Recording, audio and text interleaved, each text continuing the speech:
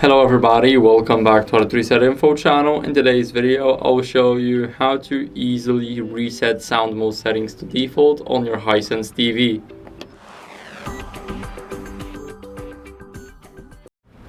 So first, go over to settings.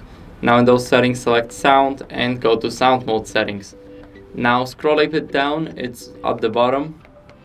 So now at the bottom, you guys can basically restore the current settings to the factory settings. So if you want to reset them, click on OK and then click OK on your TV remote. And now all the settings are basically back to default. So let me enable everything and show you guys that it works. As you guys can see, it does. And that's basically it. So I hope this video helped you, and if it did, then leave a like, sub and a comment, and I'll see you in the next one.